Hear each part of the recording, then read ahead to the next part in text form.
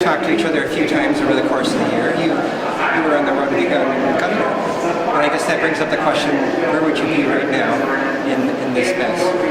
Well, where I would be is probably trying to figure out a way out of the mess.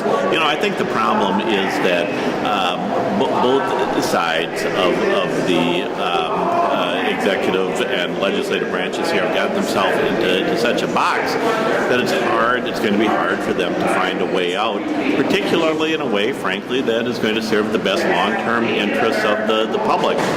And I don't think ultimately that it's going to be the legislature or the governor that finds the middle ground. I think it has to come from people, our institutions. I think we need business organizations, labor organizations.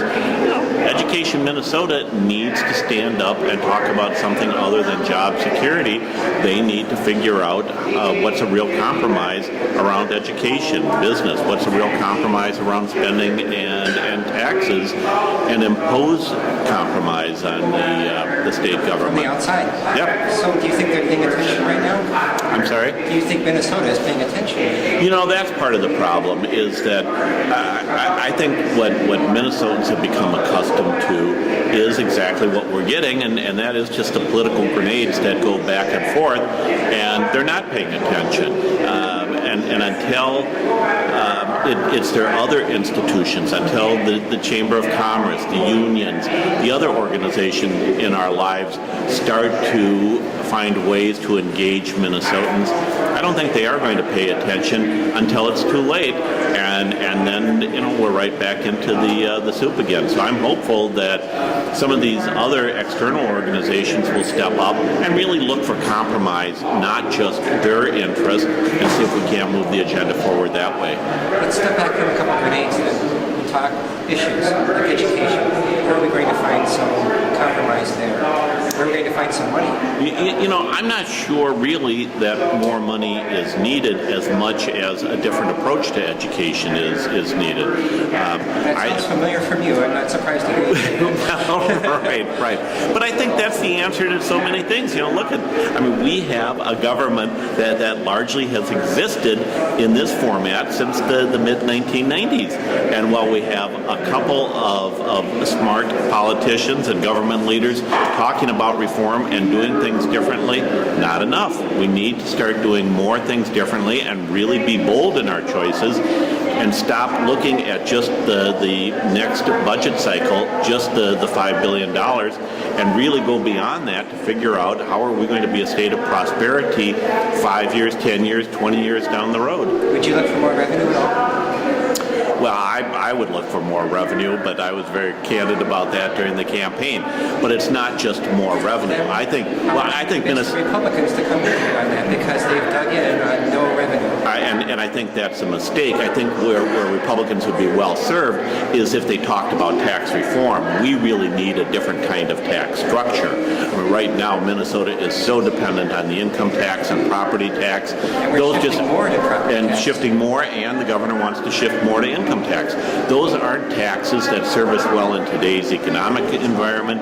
They're not taxes that serve us well as the demographics of Minnesota become older.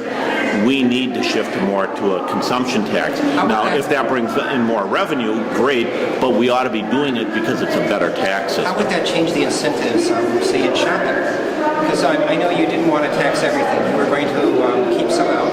Or for the poor, you were going to give them, say, a couple $100. Sure, we could do all kinds of things to make sure that the sales tax is progressive, but ultimately we need to move to a tax system that puts more emphasis on taxing consumption and creates more incentives for investments in research and jobs and new businesses. If we started to tax our purchases, would we then start to purchase things outside the state?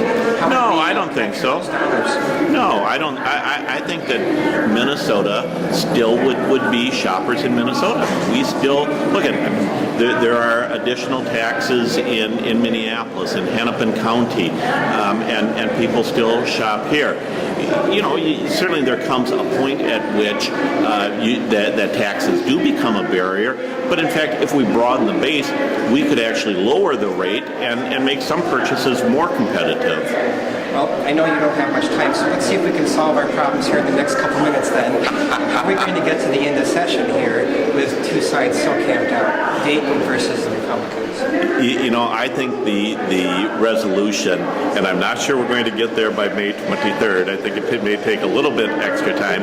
I think the solution is going to come when both sides give a little bit, when the governor maybe backs off of some of the income tax rates and looks at some other ways in which we can drive revenue that I think aren't going to be as onerous to the Republicans. And I think when Republicans start to realize that $5 billion is just a lot to take out of spending alone, we do need some more revenue, but we need to do it through reform. His new higher tax rate at the top side, was that just a non-starter from the get-go, really, for him in this House chamber? I think the Republicans have made it very clear that rate was a non-starter. But I think in fairness, right now, and this isn't unusual for this point in the session, it's just that we haven't had a Democratic governor and a Republican legislature for so long that we're still trying to get used to that. But right now, they're both staking out positions at kind of the extremes of where their parties are. I think they'll both start to move in toward the middle. And I think if Minnesotans get involved, if their other institutions get involved, we'll find a compromise. We already have made the most important decision, and that is we will have a balanced budget. And that decision is constitutionally mandated. With that, and Congress doesn't have that, and so their compromise sometimes is a lot harder to find. I think we'll get there.